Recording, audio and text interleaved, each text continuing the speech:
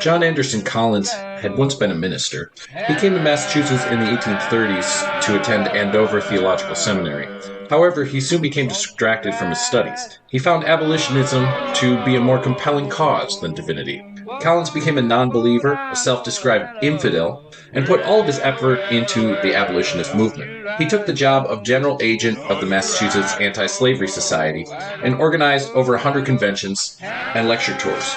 In July of 1843, the Massachusetts Anti-Slavery Society assigned Collins the job of finding a venue for formerly enslaved, self-freed black abolitionist Frederick Douglass to speak in Syracuse, New York. Collins was unable to find a suitable location. Abolitionists Stephen and Rosa Smith lived on the north side of Fayette Park in Syracuse. When they discovered that Frederick Douglass was unable to secure a hall in which to speak, the Smiths invited Douglass to speak in front of their house, facing the park. On the morning of July 30th, 1843, Douglass began to speak, and his initial audience was only 5 people. However, he continued on, and by the afternoon, the crowd had eventually swelled to 500. Later that evening, the First Congregationalist Church offered Douglass their church so that he could continue speaking, and it ended up becoming a 3-day impromptu convention. This trip ended up being extremely successful for Douglass, and he was able to convert and recruit many of the Syracuse abolitionists to the cause. When Collins got up to speak at Fayette Park, Douglass got angry. Collins spoke mainly on socialism rather than on the emancipation of blacks. He spoke of the bigotry and narrow-mindedness of the abolitionists. Douglass, infuriated, wrote to Maria Weston Chapman, Collins's comrade in the Massachusetts Anti-Slavery Society. Douglass campaigned for Collins's resignation. The incident in Syracuse embarrassed Douglass. He wondered whether it was just or honorable for Mr. Collins to labor in the one cause for the destruction of the other. Collins defended himself to Chapman, writing that Douglass and another abolitionist, Charles L. Redmond, accused me of a breach of confidence, charged me with treachery and deceit by smuggling this question in through the influence of anti-slavery, and publicly renounced all anti-slavery fellowship with me and those who would sustain me. Collins felt Redmond and Douglass had treated him unfairly, but he also genuinely believed he had discovered something more important than the narrow-minded abolitionism. Communitism, Collins proclaimed, was the way to end all forms of slavery. A faction in the Massachusetts anti-slavery movement formed against him. They believed his heart was no longer in the anti-slavery struggle. Collins had to acknowledge that they were right. His heart was no longer in the struggle for the abolition merely of chattel slavery. He wanted to abolish all forms of exploitation and servitude. He resigned from the mass that same year in order to pursue his new project, the Skaneateles community. William Lloyd Garrison and Robert Owen inspired Collins' beliefs, but he was his own prophet. According to Noisite Christian perfectionist writer William Alfred Hines, in its communism and no religion, the Skaneateles community was Owenistic, but in other things it might be termed colonistic. Since his interest had turned from abolitionism to utopian socialism, Collins felt he could no longer collect a salary as an anti-slavery agent in good conscience. His falling out with Frederick Douglass over the Syracuse incident had left him unenthusiastic about anti-slavery work. He left the Massachusetts Anti-Slavery Society in 1843 to work exclusively on building what the locals near Skaneateles Lake came to know as Community Place. Collins announced his resignation by calling a large anti-slavery gathering in Massachusetts that same summer. He ended the abolitionist convention by calling on the delegates to hold a socialist convention immediately after on the same spot. At the penultimate moment of the convention, Collins announced he no longer wished to be an agent for the Massachusetts Anti-Slavery Society. The board issued the following resolution: voted that the board, in acceptance of the resignation of John A. Collins, tender him their sincere thanks, and take this occasion to bear the most cordial testimony to the zeal and disinterestedness with which, at a great crisis, he threw himself a willing offering on the altar of the anti-slavery cause, as well as to the energy and rare ability with which for 4 years he has discharged the duty of their general agent, and in parting offer him their best wishes for his future happiness and success. The abolitionists wished him success, but some were also glad to see him go. Hero born of woman, hero born of woman, crushed in the serpent, Economic factors forced the abolitionist movement to undergo its own tactical and theoretical Panic of 1837. Massachusetts capitalist, evangelical Christian, and abolitionist Arthur Tappan had been a valuable financier of the Massachusetts anti-slavery movement. Tappan made a great deal of money during the Market Revolution in the 1820s from his silk importing business in New York City. New Yorkers knew Tappan to connect business and religion. He demanded his employees live in Christian boarding houses and attend church each week. Like utopian socialist Robert Owen, who attempted to put his utopian ideas into practice at the textile factory in New Lanark, Scotland, Tappan attempted to blend business and his belief in the reorganization of society. By the early 1830s, Tappan became a financier of the Massachusetts abolitionist William Lloyd Garrison's newspaper, The Liberator, and the American Anti-Slavery Society. However, on May 1st, 1837, the silk bubble burst during the Panic of 1837, and Tappan had to declare bankruptcy. The abolitionist movement in Massachusetts went into a panic. They lost their largest financial backer. Tappan led a walkout of evangelicals at the 1840 meeting of the American Anti-Slavery Society, protesting women's involvement in the group. Garrison and other Massachusetts radicals who were in favor of women in anti-slavery leadership, loosed from Tappan's patronage, saw an opportunity. They reevaluated their tactics. They began to reject as wholly corrupt everything they considered worldly. This included governments and institutional churches. Garrison increasingly advocated non-resistance, a form of non-violent civil disobedience, and anarchistic no-government ideas. In 1852, Garrison explained, "Non-resistance is not a state of passivity. On the contrary, it is a state of activity, ever fighting the good fight of faith, ever foremost to assail unjust power, ever struggling for liberty, equality, fraternity, in no national sense, but in a worldwide spirit. It is passive only in this sense, that it will not return evil for evil, nor give blow for blow, nor resort to murderous weapons for protection or defense." Many interpreted Garrison's plea for non-resistance as a call to reject all institutions. Historian Christopher Clark argues, though they attacked existing human government, they sought to establish the government of God and socialist institutions that could embody it. Christian perfectionism influenced the non-resistance and no-government advocates to build better institutions that could respond to the challenges of the day. Clark concludes, "Non-resistance in this form led not to a rejection of institutions as such, but to a search for new social organizations uncorrupted by existing evils." At least 20 of Northampton Association's founders were non-resistance advocates. John A. Collins and John O. Waddles of the Skaneateles community were also advocates of non-resistance, no-government movement.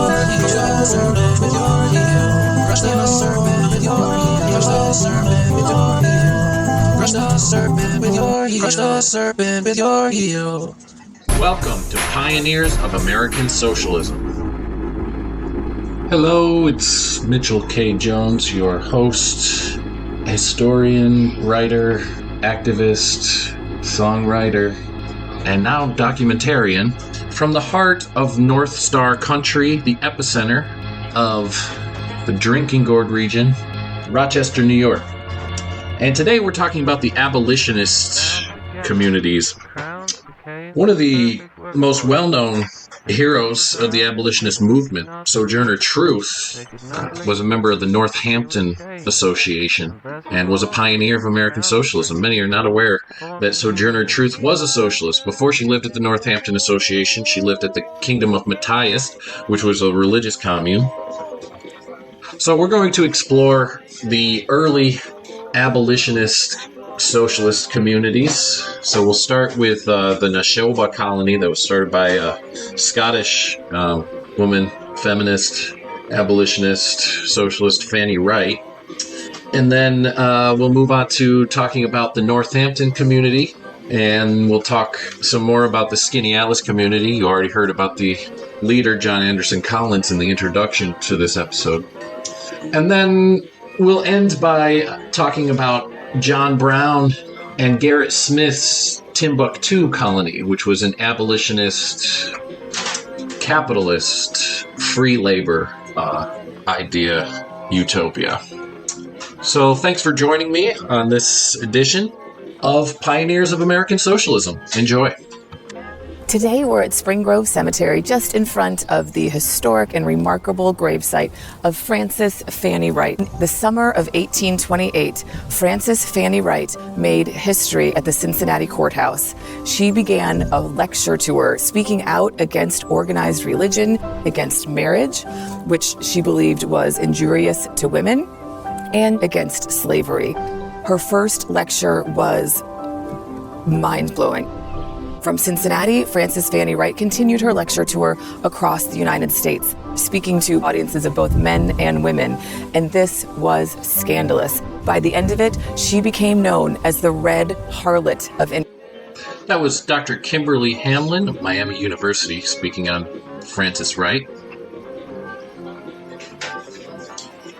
The Nashoba colony, a utopian community in Tennessee, was the first experiment to connect Owenite socialism with abolitionism. Abolitionist Frances Fanny Wright founded the colony in 1825. According to utopian chronicler A.J. MacDonald, who visited Nashoba in the 1830s, the objects were to form a community in which the Negro slave could be educated and upraised to a level with the whites, and thus prepared for freedom, and to set an example which, if carried out, would eventually abolish slavery in the southern states. Also to make a home for good and great men and women of all countries, who might there sympathize with each other in their love and labor for humanity. Fanny Wright and her supporters purchased slaves at auctions and attempted to educate them in self-reliance and communal living to prepare them for life as free people.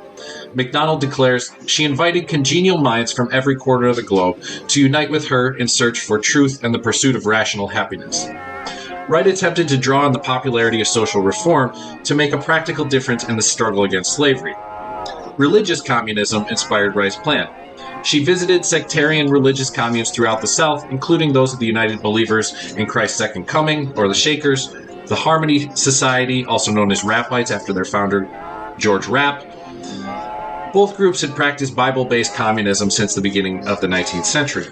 Eventually, Wright studied the projects of the non-religious free-thinking Owenites at New Harmony, Indiana. She concluded a socialist system similar to those practiced by the community she visited was best suited to help blacks achieve their emancipation. By the end of the 1830s, Nashoba and most of the Owenite communes had dissolved. Owenism died out and its critics flourished. Still, utopian socialism and abolitionist utopian socialism had not yet gasped its last breath in America. Here's the author Richard Stiller in Commune on the Frontier. There were 30 blacks, half of them men and half women. They represented a sizable investment of Fanny's fortune, a total of $6,000. On them rested the success of Nashoba. They did not pay much mind to Fanny's lectures. It was pleasant to be told they were working for their freedom, but they really could not believe it. The land was her property, and so were they. Freedom was just a word in white people's mouths. It made no difference how hard or how well they worked. No one beat them. They were fed whether they worked well or not. And so they worked the way slaves always work, grudgingly when forced to, carelessly when left alone. Perhaps they heard something about the condition of their black brothers and sisters. In the cities, there were free blacks. In New York, slavery would be illegal in a few months. There was a large and important free black community in New York City. It had its own schools and theater. In the theater, the African Grove, white people were expected to sit in the back because whites do not know how to conduct themselves at entertainments for ladies and gentlemen of color. Blacks often ran away from slavery. On occasion, they fought bloody battles for their freedom. The Nashoba blacks may have heard of all these happenings. There is no evidence that other blacks ever heard of Nashoba. In addition to the incompetence of the whites and the indifference of the blacks, there was the weather. In the winter, Nashoba was a prison of ice and snow. The settlers froze in the poorly constructed cabins. In the spring, the rains turned the earth into a sea of thick mud and soupy clay. Clouds of mosquitoes stung and bit them. When the sun came out, vapor steamed from their sodden clothes. In the cabins, the air was damp and musty. The mosquitoes brought malaria and dengue in the summer of 1826. The settlers grew sick and listless. Fanny's bones ached, her teeth chattered with fever. She lay for days alternately sweating and freezing. Camilla tried to nurse her. Richardson put his meager medical knowledge to work. Alone with the slaves, Richardson Whitby struggled to get the work done. When Fanny felt better, she got up and worked. In the hot summer, she cut brush and dug trenches. She rode all day through the woods, searching for lost cattle. Nothing in her childhood had prepared her for such a life. By the end of August, she was sick again. In addition to fever, she suffered from sunstroke. She lay delirious for days. Richardson was worried. Camilla was frightened. The farm work faltered. August passed into September. It looked as if the crop would barely pay for the food and supplies they would need to buy in Memphis. Fanny would have to dip into her own money once again. Worried by her own illness, Fanny decided in the fall of 1826 to change the legal structure of Nashoba. It was foolish to keep it a one-woman charity project with everything in her name. If she were to die, the blacks might be sold into slavery.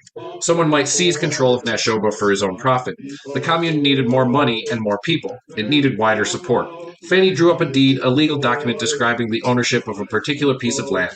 In her deed to Nashoba, she shared ownership of the property with 10 other trustees. She was the 11th. The 10 were Lafayette, Robert Owen, Robert Dale Owen, James Richardson, Robert Jennings, George Flower, Camilla Richardson, Whitby, William McClure, and Cadwallader Colden. These 11 trustees would be Nashoba's governing body. McClure was a rich farmer interested in education. She had met him at New Harmony. He was a partner of Robert Owen's and had provided the funds for the experimental school there. He had brought William Ficapal d'Arsmont over from France to run the school. Colden was a former mayor of New York and good friends of Charles Wilkes, Fanny's old friend there. Although he was a conservative, he had been in the Park Theater the night Altroff was produced. Colden had no idea Fanny was using his name, nor any of the trustees, but the others were all radicals and agreed with her views. Colden did not. Her deed to Nashoba listed the rules and regulations of the community. The hard work would be done by the blacks working their way to freedom. The whites would provide supervision. But no life of idleness is proposed to whites, she wrote. Those who cannot work must give an equivalent in property. Thus, right at the outset, her experiment was flawed by the same inequality that she saw more clearly when she examined American slavery. The blacks would do the work, the whites would be the rulers. A white could become a member of Nashoba without working if he could provide $200 a year, which limited the white membership to wealthy people. To the blacks, Nashoba would have looked exactly like a slave plantation, despite Fanny's intentions. She insisted that there be a school for Nashoba's children, and that it be racially integrated. No difference will be made in the schools between white children and the children of color, whether in education or any other advantage. The deed expressed Fanny's fears that freed blacks would never be safe in the United States. At the very outset, it provided that all Negroes emancipated by the trustees shall, on quitting the lands of the institution, be placed out of the limits of the United States. She set up her own board of trustees because she distrusted both the colonization societies and the emancipation, later abolition societies. The colonization societies, she said bluntly, are favorable to slavery. She respected the emancipation societies, but could not accept their religious outlook. She described them as real friends of the liberty of man, but she rejected their moralizing. Later, she would oppose the abolitionists for their insistence that slavery was a moral issue and for their religious and political conservatism. To Fanny, organized religion was mental slavery. She had felt that way as a young girl, and now the ideas of Robert Owen reinforced that feeling. Another reason she named the trustees was to attract attention. The spirit of the community was to be the spirit of persuasion. We must come to the slaveholder not in anger but in kindness, Fanny wrote, and when we ask him to change his whole mode of life, we must show him the means by which he may do so. She hoped the slaveholders would voluntarily come to Nashoba with their families and their slaves. If not, she hoped they would at least send their children of their slaves to be trained for freedom, and their own children to be raised so that they should not feel they must be masters. The deed also invited white people who are not slaveholders. Those who have money or other property will bring it. Those who have only their arms or their heads will bring them. Everything was to be accomplished by education. The principal object, she said, is the improvement of the slave and the fitting him for the condition of a free man by cultivating in him good feelings and inspiring him with habits of care and economy. She did not fool herself that many whites would want or even be able to afford membership in her commune, but she was convinced that Nashoba offered advantages to people who thought the way she and Dale and others at New Harmony thought. In this conviction, she wrote to a friend, "I have devoted my time and fortune to laying the foundations of an establishment where affection shall form the only marriage, kind feeling and kind action the only religion, respect for the feelings of others the only restraint." Benjamin Lundy approved of her plan. He published the deed to Nashoba in his Genius of Universal Emancipation, adding to the following editorial note. "We perfectly agree with opinion Francis Wright has expressed on the subject. Let the white man educate his children to be independent of the labor of slavery, while the young Negro is trained to profit by the gift of liberty. Fanny's views on marriage are reflected in one regulation concerning the admission of new members. The admission of a husband will not carry along with it, as a consequence, the admission of his wife, nor the admission of a wife the admission of her husband. Thus, each individual was to be admitted to Nashoba on his or her own merits by a unanimous vote of the trustees and residents. Perfect independence, wrote Fanny, is one of the objects of this deed. Exhausted by a summer of hard work and fever, and by her efforts at reorganizing her commune, Fanny left Nashoba in early winter and rode back to New Harmony once more. She took with her in her saddlebag a copy of the deed. Perhaps she would find more recruits for the struggling little experiment on Wolf River.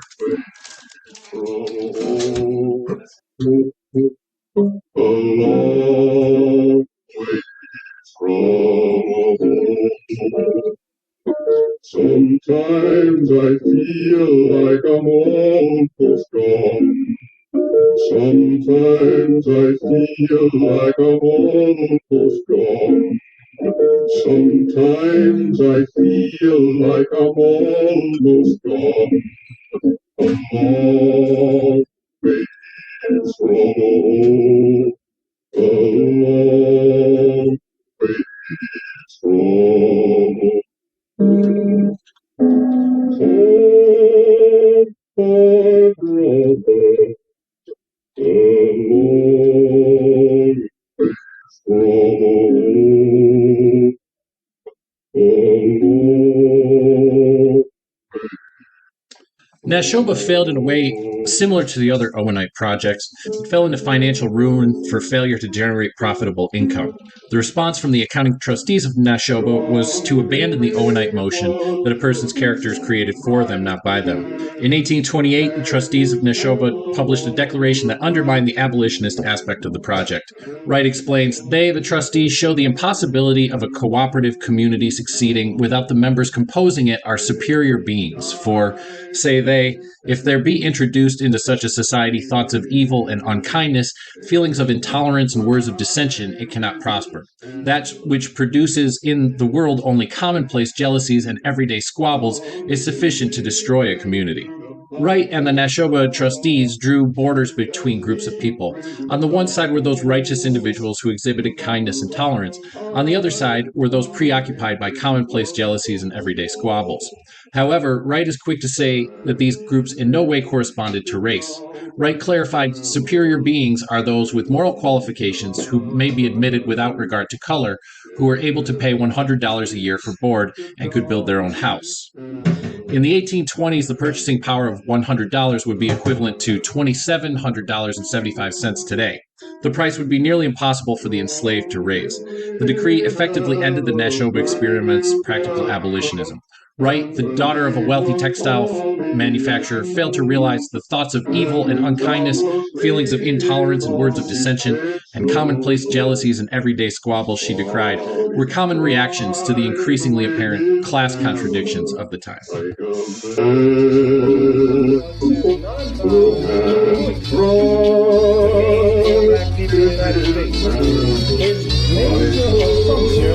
Was that if you are nonviolent, if you suffer, your opponent will see your suffering and will be moved to change his heart. That's very good. He only made one fallacious assumption. In order for nonviolence to work, your opponent must have a conscience. The United States has none. I'm steady trying to find a motive. Why do what I do? Freedom ain't getting no closer. No matter how far I go, I'm falling slowly. The registration, cops patrolling. And now they don't stop me, and I get locked up. Won't let me out. They won't let me out. Locked up. They won't let me out. No, they won't let me out. Locked up. They won't let me out. They won't let me out. They won't let me out, no, they won't let me out. Heading uptown to re-up, back to the movies. Corner blocks on fire, numbers just as speed. Making so much money, products moving fast. Run away the stash, as it's over that back. Now they got locked up, won't let me out. They won't let me out.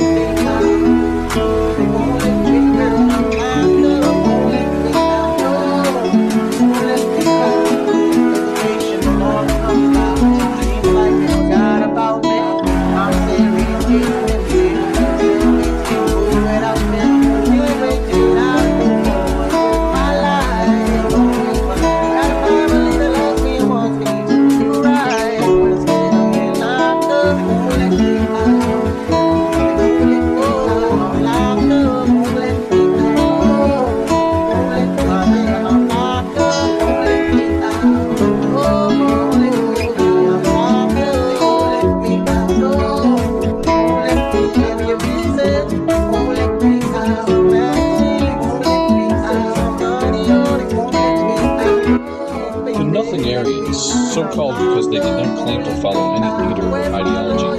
The Northampton Association followed a path led not by ideology, but by their own sense of business practicality. They saw individual entrepreneurship as inherently reckless and unstable. Large-scale industry required collective investment and cooperative labor in order to avoid unscrupulousness and over-adventurous capitalism. Most of the Northampton Association's founding members were industrialists or farmers who had lost money in the Panic of 1837. Several were silk manufacturers. During the Panic of 1837, many investors felt it was responsible to invest in the silk trade. A second economic bubble burst in 1839, decimating the silk industry. Farmers and silk manufacturers scrambled to figure out what to do. The Northampton Association bought what remained of the Northampton Silk Company in 1841, hoping to profit from the once lucrative industry while avoiding the instability of capital markets. They believed communal association would provide the security they sought. According to historian Chris Clark, as former manufacturers and traders, they sought not to overthrow the existing economic system, but to organize it on more stable and equitable principles. The Northampton Association was, as John Humphrey Noyes claimed, a preparation for Fourierism. Fourierism sought to produce harmony and security in labor relations, not to exacerbate class struggle. The Northampton Association was nothingarian, but their rational inquiry led them as close to the Fourier system as they could, while still claiming to espouse nothing.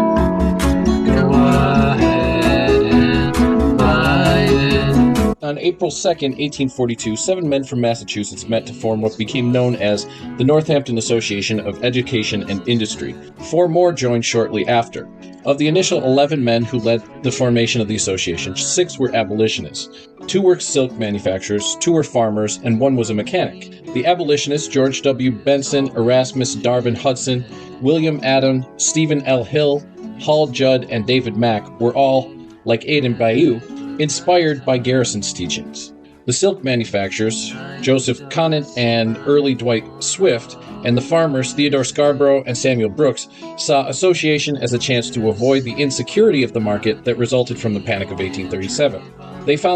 They founded their community on the Garrisonian principles of non-resistance and moral suasion. However, the Northampton Association was primarily a business venture. The land was formerly owned by the Northampton Silk Company and housed a 4-story silk factory. Although they did not espouse Fourierism, they operated on a joint stock principle similar to that of the Fourierist associations. According to Utopian chronicler A.J. MacDonald, they were persons who had been pleased with the avowed objects and principles of association, and with the persons composing it, and also looked upon it as a profitable investment of money. By 1842, the Northampton Association was indeed operating a profitable silk manufacturing business, and it seemed their system of association in industry would be a success. Tonight we are all Tonight we are all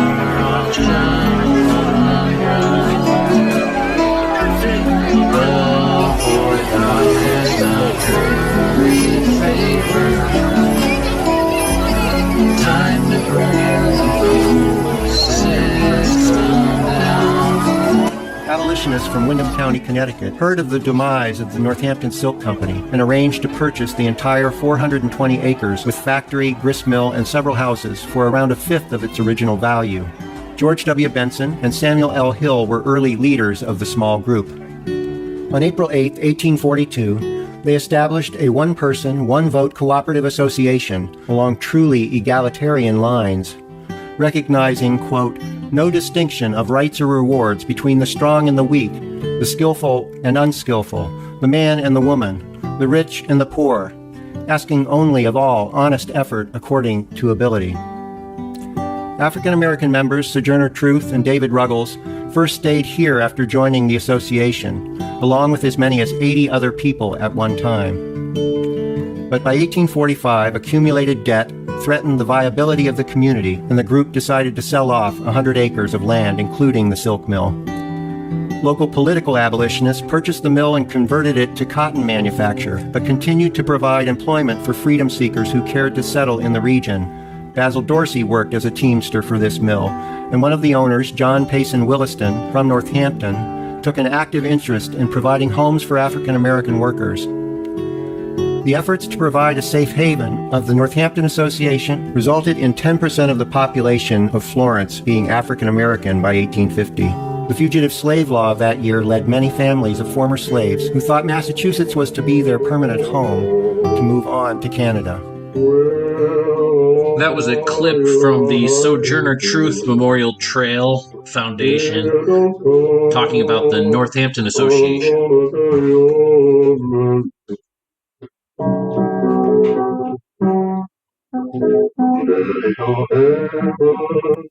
One of the most famous inhabitants of the Northampton Association was Sojourner Truth, who actually lived at 3 different utopian communes throughout her lifetime.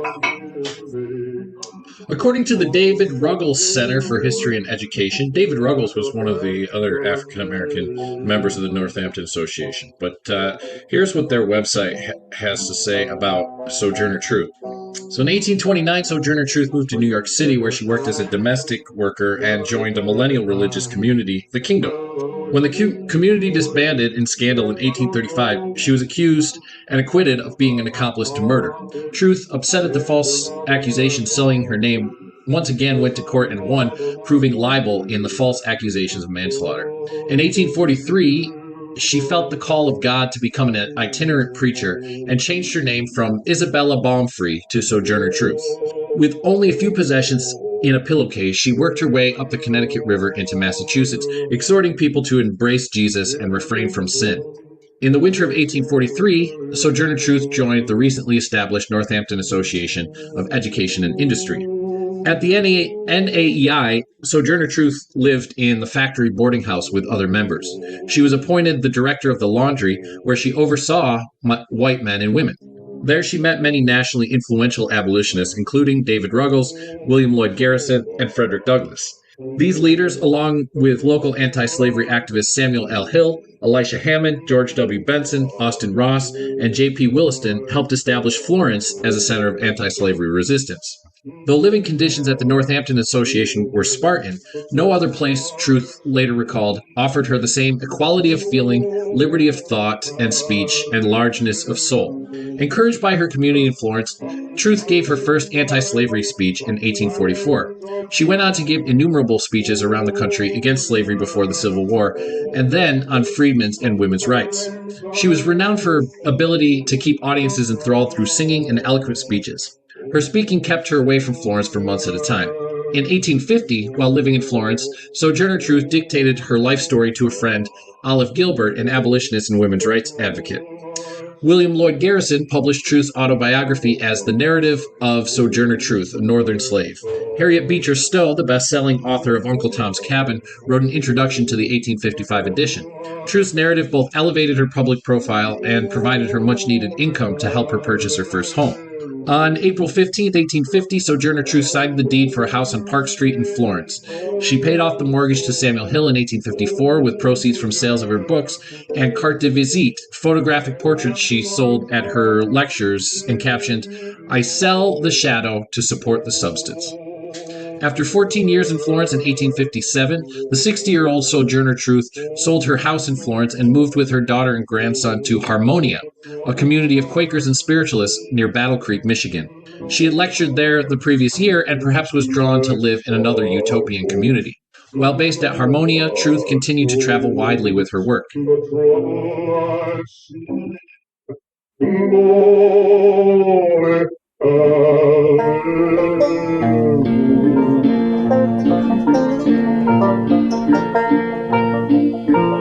Long-haired preachers, they come out every night, try to tell you what's wrong and what's right.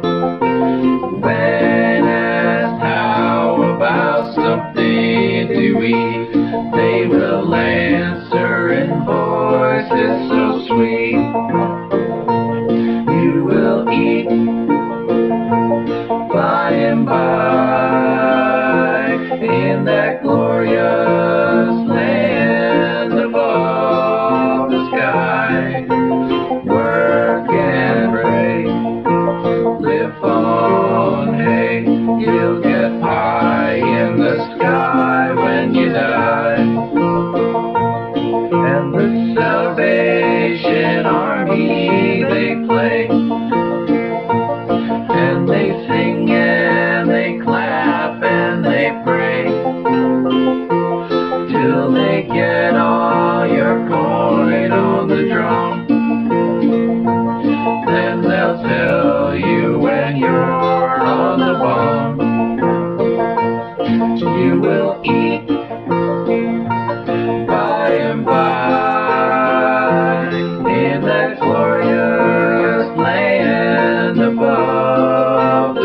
by, work and pray, live on hay, you'll get pie in the sky when you die. Only rollers and jumpers come out, they holler, they jump and they shout. Give your money to Jesus, they say. He will cure all diseases today. You will eat by and by in the glorious land above the sky. Work and pray, live on hay, you'll get pie in the sky when you die. If you fight hard for your children and wife, try to get something good in this life. You're a sinner and a bad man, they tell. When you die, you will surely go to hell. You will eat by and by in that glorious land above the sky. Work and pray, live on hay, you'll get pie in the sky when you die. Working men of all countries unite, side by side for freedom we will fight. When the world and its wealth we have gained, to the grafters we'll sing this refrain. You will eat by and by when you've learned how to cook and how to fry. Chop some wood, 'twill do you some good. Then you'll eat in the sweet by and by. Beautiful New York. Beautiful New York. Beautiful New York. Beautiful New York. Beautiful New York. Beautiful New York. Today, the Skaneateles community is a private residence.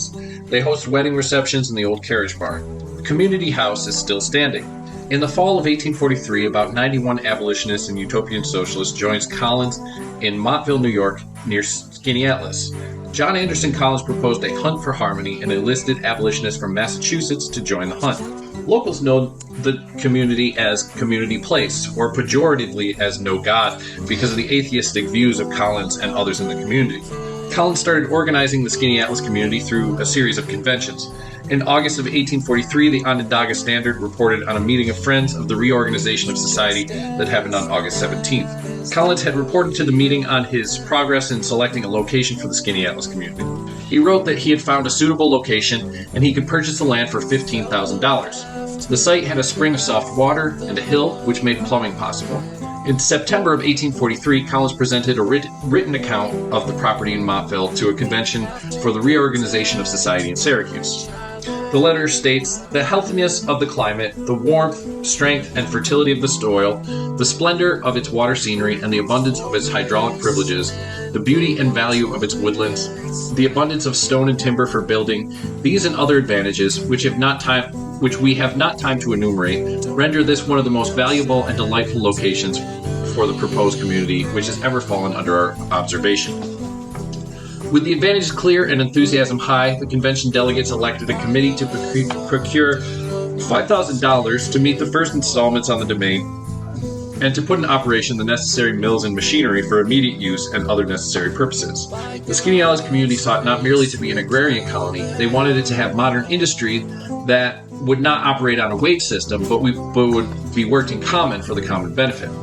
In October 1843, Collins and 3 other members of the community, N.H. Whiting, John Orvis, and John O. Wattles, sent a declaration to the Onondaga Standard, reporting that they had commenced building the Skaneateles community in September.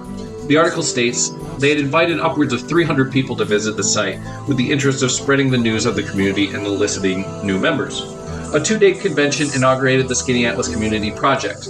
It took place on a dark, rainy weekend at the community's domain on October 14th and 15th, 1843. John Collins commenced the event by decrying the evils of the crass capitalistic system. Next, women's rights advocate Ernestine Rose spoke on association, which she argued was the resolution of man's 3 contradictory tendencies: selfishness, sociability, and universality.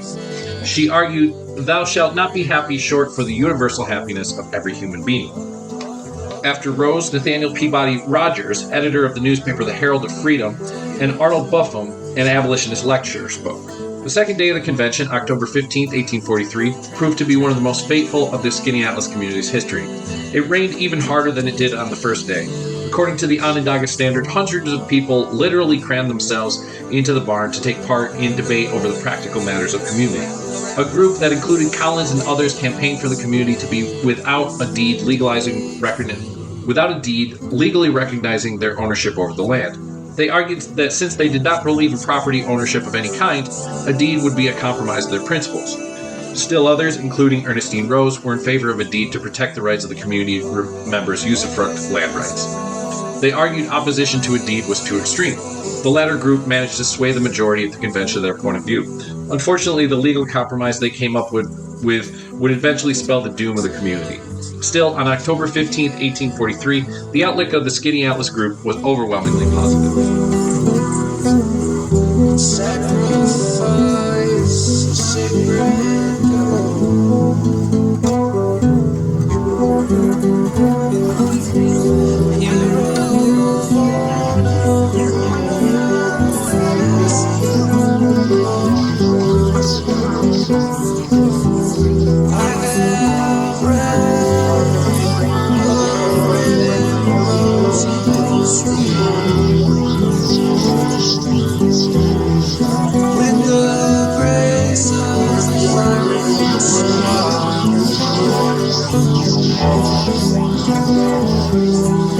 My grace with such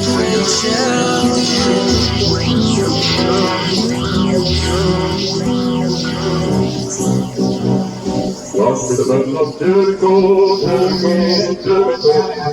Battle of Jericho, and walls come tumbling down. Lost to the battle of Jericho, Battle of Jericho, and walls come An article published in the Skaneateles Columbia newspaper included the following declaration, entitled Articles of Belief and Disbelief and Creed, prepared and read by John A. Collins, November 19, 1843. It outlined the creed on which they based the community. Here is the declaration with commentary on each line item.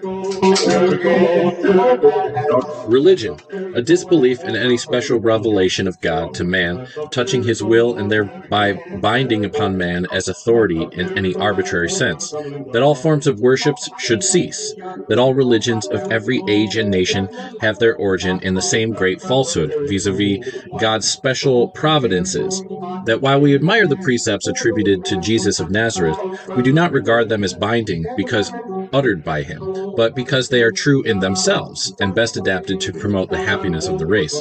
Therefore, we regard the Sabbath as other days, the organized church as adapted to produce strife and contention rather than love and peace, the clergy as an imposition, the Bible as no authority, miracles as unphilosophical, and salvation from sin or from punishment in a future world through a crucified God as a remnant of heathenism. Collins and his predecessor Robert Owen were what people in the 19th century considered anti-religious freethinkers. In the spring of 1846, Collins spoke at a Freethinkers' Infidel Convention. Robert Owen and Ernestine Rose also spoke at the convention. However, Collins downplayed his atheist activities in order to make common cause with the Fouriers. He praised the teachings of Jesus as best adapted to promote the happiness of the race. He wrote in the Communist, "If the Bible could be received on the ground of its own pretensions, we should perceive it nowhere claims to govern or make laws for us, and instead of the blind veneration now everywhere paid to the forms as a matter of obligations, We should look upon it as a book of other times, and love it for the many truths it contains, for it certainly contains many important truths. Collins concluded that the Bible should be read and loved not because it contained the stories of mythical heroes like God and Jesus, but because it contained good advice for communitarian living and moral reform. In May of 1843, the Onondaga Standard reported that Collins and his friends from Ohio spoke in Syracuse and appealed to the concept of natural religion. An 1846 issue of the Communist reprinted Southern abolitionist Cassius M. Clay's anti-slavery address entitled An Appeal to the Followers of Christ in the American Union. In it, Clay calls slavery our greatest national sin, which must be destroyed or we are lost. Thomas McClintock of the Society of Friends, or Quakers, wrote to Collins in the summer of 1843, approving of the Community Place project, hailing it as a return to God's orders, despite Collins's personal feelings towards religion. Governments, a disbelief in the rightful exercise of all governments based upon physical force, that they are organized bands of bandits whose authority is to be disregarded. Therefore, we will not vote under such governments or petition to them, but demand them to disband, do no military duty, pay no personal or property taxes, sit upon no juries, and never appeal to the law for a redress of grievances, but use all peaceful and moral means to secure their complete destruction. John Collins, like Robert Owen, believed it was a society's duty to shape the character of each individual. However, Collins and Owens both agreed that this work must be done through moral suasion, not by appealing to governmental authority. An 1844 Communist article reiterates Collins's statements on government at the New England Social Reorganization Convention in Boston in June of 1844. The article states, "Force begets force. There may be power in a bullet, but neither argument nor love follows its course. Touch not these governments, they oppress. They have their origin in oppression. Let the rich who need their protections do all the work and pay all the taxes. Touch not a ballot, it is a sheath sword. Attend no election, they are powder magazines." The Collinsites and Skaneateles considered government coercion a form of violence. In adherence to William Lloyd Garrison's non-resistance and no government principles, they believed moral suasion would lead the people towards the morally righteous path. In order to achieve emancipation, they must build a just and peaceful society independent of government authority that people would want to join voluntarily because of its inherent virtues. 3. That there is to be no individual property, but all goods shall be held in common. That the idea of mine and thine as regards the earth and its products, as now understood is in the exclusive sense, is to be disregarded and set aside. Therefore, when we unite, we will throw into the common treasury all the property which is regarded as belonging to us, and forever after yield up our individual claim and ownership in it. That no compensation shall be demanded for our labor if we should ever leave.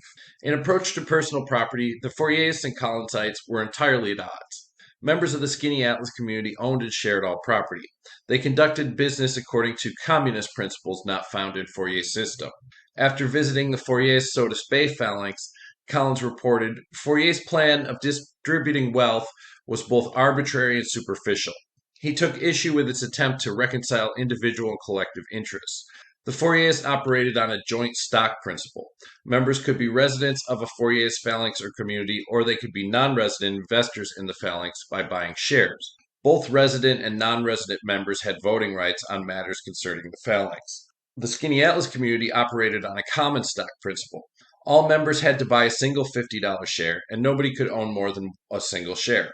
Outside investors could buy a $50 share in the community, but the commune did not consider non-resident investors members. They did not have voting rights unless they were residents. Thus, one could be a shareholder but not a member, but one could not be a member without being a shareholder. Community Place even tried to adhere to the communist principles in their legal proceedings, especially in relation to the domain's deed. 4. Marriage. Orthodox as usual on this head. That we regard marriage as a true relation growing out of the nature of things, repudiating licentiousness, concubinage, adultery, bigamy, and polygamy. That marriage is designed for the happiness of the parties and to promote love and virtue. That when such parties have outlived their affections and can no longer contribute to each other's happiness, the sooner the separation takes place, the better. And such separation shall not be a barrier to the parties in again uniting with anyone, when they shall consider their happiness can be promoted thereby. That Parents are in duty bound to educate their children in habits of virtue and love and industry, and that they are bound to unite with the community. Although presented as orthodox as usual, the communist pro-divorce approach was considered radical for the mid-19th century. In 1909, the Skaneateles Press published a retrospective on the Skaneateles community, recalling, "While marriage was regarded as a true relation and licentiousness and polygamy were repudiated, marriage ties were considered no longer binding when they ceased to promote love and virtue, which was the signal of separation." Maria Loomis writes in the July 10, 1844 issue of the Communist, "We speak of the present marriage relations as false because the parties are bound by contrary law instead of their affection and natural bond. We would have our friends make the distinction in their mind between false and true, and no longer think of aiming to destroy the marriage bond. It is a natural relation and is therefore in danger of being destroyed. Rather than practice celibacy as the Shakers did, free love as Nashoba did, or some form of polyamory like the complex marriage system of the Oneida community, the Skaneateles community advocated serial monogamy. They considered marriage an institution of love, but if that affection ceased to exist, the partners should dissolve their union as quickly as possible. For the Skaneateles communists, divorce and separation should be deliberately easy to obtain and common." In March of 1852, because of their doctrine of moral suasion and uncompromising spirit, the atmosphere at Community Place was at times tense. Abolitionist E.L. Hatch recalled a visit made to the community. "There was not much of the home feeling there. Everyone seemed to be setting an example and trying to bring others into it.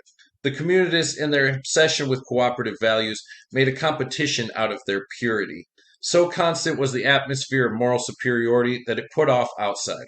As previously mentioned, Fourier's critics considered the strictures of the Skaneateles community so harsh they called it the no God, no government, no marriage, no money, no meat, no salt, and no pepper system of community. Not everyone endorsed these strict rules. Many in the Skaneateles group did not want to tie themselves to any rigid set of rules or beliefs contingent for their membership. Later in 1844, a notice in the Communist recanted the past position, stating, "We repudiate all creeds, sects, and parties in whatever shape or form they may present themselves. Our principles are as broad as the universe and as liberal as the elements that surround us. They forbid the adoption and maintenance of any creed, constitution, rules of faith, declarations of belief or disbelief touching any or all subjects, leaving each individual to think, believe, and disbelieve as he or she may be moved by knowledge, habit, or spontaneous impulses." Skaneateles urged others to come to their own conclusions through inquiry and curiosity. "Belief and disbelief are founded upon some kind of evidence," they explained, "which may be satisfactory to the individual today, but which other or better evidence may change tomorrow. We estimate the man by his acts rather than by his peculiar belief. We say to all, believe what you may, but act as well as you can." These principles led them to recant their articles of belief and disbelief. The Communist editors explained, "We are happy to inform all our members and the world at large that such a document was not fully assented to and was never adopted by the community, and that the authors were among the first to discover the error and retrace the step. The document, with all proceedings under it or relating thereto, has long since been abolished and repudiated by unanimous consent, and we now feel ourselves to be much wiser and better than when we commenced." Skaneateles community officially began operations on New Year's Day, 1844. That summer, the editor of the Onondaga Standard visited the Skaneateles community. He reported that in addition to planting a great deal of crops, the Skaneateles communists had erected a 2-story stone house with a 30-foot extension, another smaller 2-story house, a log cabin, 4 barns, a shed, a 2-story sawmill, 2 lathes, a stone sawing mill, a kiln, a tannery, and a foundry. They also had a printing press and began printing their newspaper, The Communist. The editor reported that there were more than 90 people on the site, all of whom the community employed in one vocation or another. They all seemed content. The article concluded, "Their numerous difficulties and discouragements have been successfully encountered, their wants supplied, their crops put in, a mill erected, engagements promptly met, $4,000 paid on their property, and all this at the outset and within the space of 8 months. Is it too much to expect that they will soon prove to the world that their efforts will be crowned with entire success?" Clearly, the enthusiasm and optimism of the communitist project at Skaneateles was contagious at this early stage. It seemed like they were in a good position financially. They were making plans to build things and improve land. The communists were confident that by working together, they would make a profit and be able to pay off their debts. Unfortunately, the Skaneateles communists' unwillingness to heed Ernestine Rose's warnings regarding the deed to the property led to their failure. Their deed left legal holes that certain members used to enrich themselves. A letter to the editor published in the New York Tribune on January 20th, 1846 states, "They have bought a large farm and partly paid for it, giving a mortgage for the balance due, but our existing laws do not allow them to hold their property as a community, so that they lie at the mercy of every unprincipled sharper who can get possession of any part of their goods, and have lost a considerable portion of their slender means at one time by a great sacrifice, narrowly escaping utter ruins." Collins's optimism for the project waned after this calamitous moment when swindlers tried to make off with the community's property. In May of 1845, the community tried to turn the Skaneateles industrial community into a legal corporation. Unfortunately, the New York State Legislature refused to allow them to incorporate. The project would only last another 9 months in the second phase. Collins wanted to abandon the project. It was not clear what exactly caused Collins to lose his faith in communism, but without him holding the group together, it was unable to continue. A.J. MacDonald, Utopian chronicler, concluded, "This experiment did not fail through pecuniary embarrassment. The property was worth twice as much as when the community dissolved, as it was at first, and was much more than sufficient to pay all debts. The Skaneateles community did not fail as so many other communities did. They were not in financial ruin. They made money. They had successful industries. They improved the land. They paid off their debts." MacDonald argued, "So it may be truly said that this experiment was given up through conviction in the mind of the originator, that the theory of the community could not be carried out in practice, that the attempt was premature and the necessary conditions did not yet exist." The community ended in May 1846. John Collins gave up. He was disillusioned with socialism, the project on which he had spent years of his life and for which he had left his career as an anti-slavery agent. He blamed the impractical, inexperienced, self-sufficient, gaseous class of mind, the self-styled thinkers and reformers of the legal profession that threatened the community from the beginning, for socialism's failure in Skaneateles. In 1846, Sam Sellers wrote to Mary Weston Chapman without Collins's knowledge. He pled for his friend, hoping the Massachusetts Anti-Slavery Society could again employ Collins in some capacity. Sellers argued that Collins could again serve the anti-slavery cause since he abandoned his interest in the community cause. Sellers wrote of Collins, "The community enterprise he has got through with and has abandoned, principle and practice. He is out of money, of excuse, out of business, out of credit, to some extent out of spirit and out of breath, out of elbows, out in quite or roughly everything but of difficulties." The community experience left Collins disillusioned, but Sellers was not ready to give it up. By 1851, Collins had defaulted on the mortgage for the community place domain.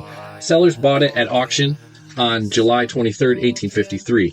Sellers and Abbott attempted to restart the activities of Community Place, but without Collins and the other members, it was to no avail. In October 1853, 2 speculators from Maine bought the sawmill on the Community Place domain. They turned it into a paper mill, finally ending the saga of the no God, no government community. The state sold the farm, equipment, furniture, and animals on March 17, 1856. Collins moved to California seeking gold. According to one Garrisonian, he became a cold, self-concerned businessman. However, Collins continued to speak out against slavery. In May of 1856, he spoke before a meeting of the Young Republican Party in Sacramento. The dream of the socialist reorganization of society may have come and gone, but abolitionism was about to enter its most militant and most successful phase. Most Yankees had, as the abolitionist poet Ward Howe put it, eyes that had seen the glory of the coming of the Lord. Collins may not have been as much of an ideologue in his later days, but he knew which side of the war to bet on.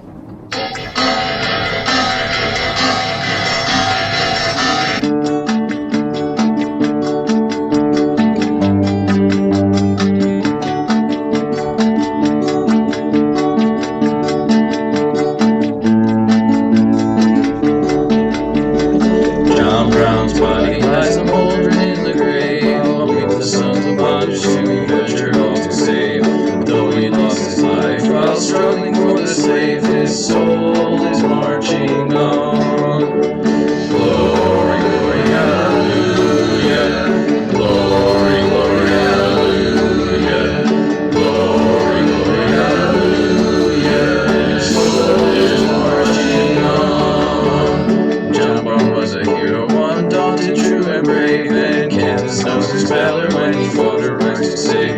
though the grass grows green above his grave, his soul goes marching on. Glory, glory, hallelujah. Glory, glory, hallelujah. Glory, glory, hallelujah.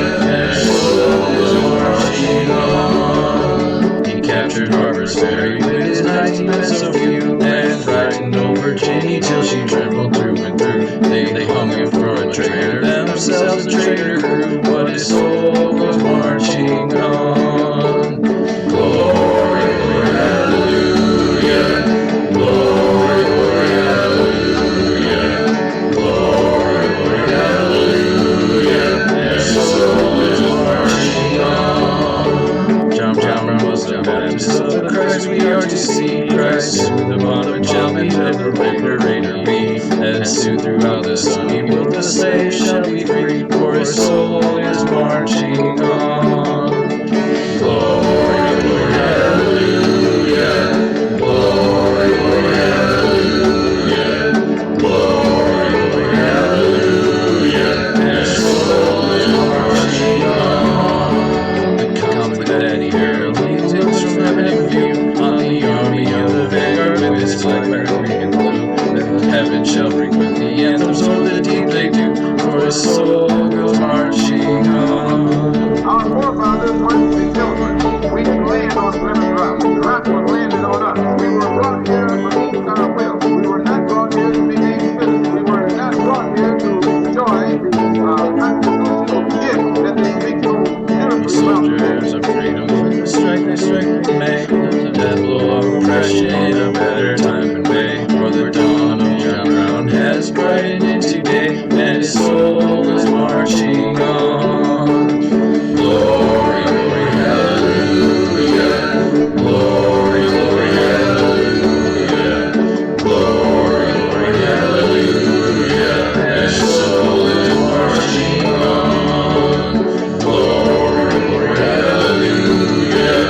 Glory, glory, hallelujah. Glory, glory, hallelujah. His soul is marching on. John Brown has let us save my free. John Brown has let us save my free. John Brown has let us save my free. His soul is marching on. Glory, glory, hallelujah. Glory, glory, hallelujah. Glory, glory, hallelujah. His soul is marching on. Because we weren't brought here to be made citizens today. Now that we become awakened to some degree, we begin to ask for those things which they say are supposedly for Americans. They look upon us with hostility and unfriendliness.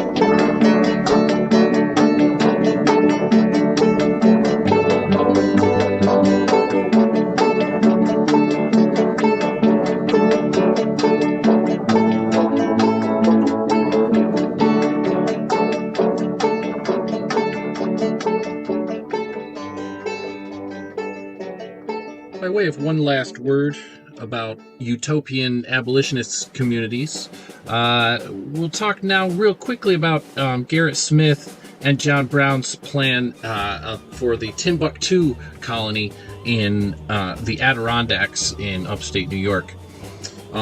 This is from the Adirondack.net history website, so I'll just read here.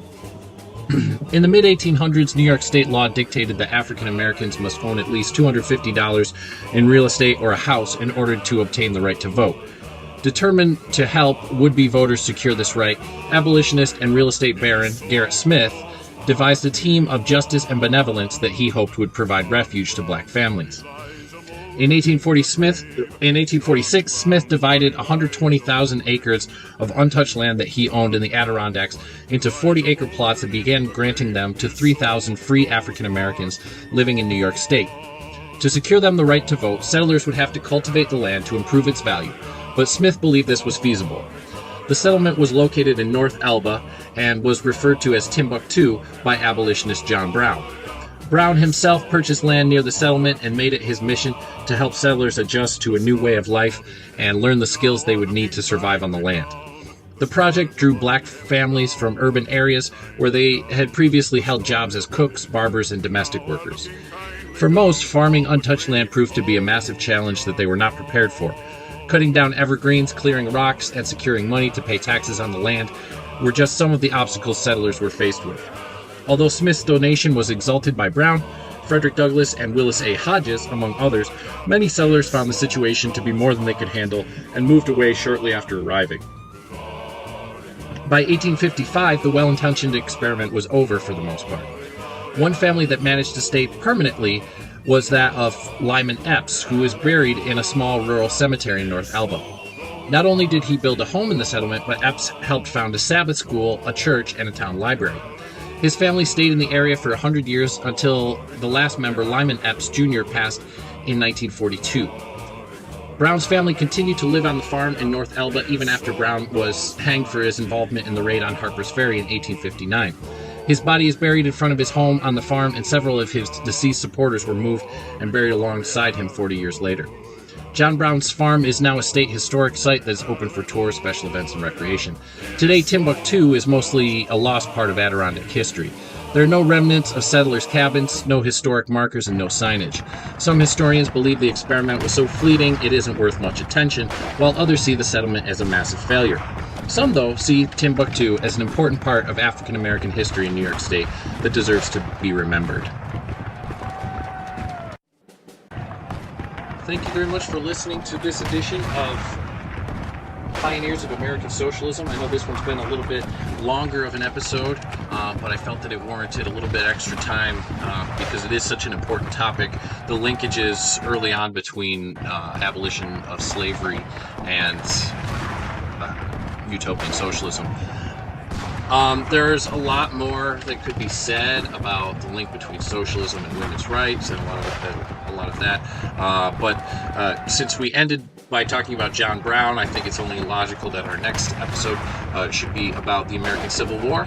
And so we're going to talk about actually the refugees of the revolutions of 1848 against the Prussian Empire in Europe, and those folks who came here to the United States and joined the abolitionist movement. And so they became known as 48ers, and many of them were Marxists. So that will be an exciting subject for us to talk about next time. So I look forward to seeing you and hearing you virtually then. All right, bye.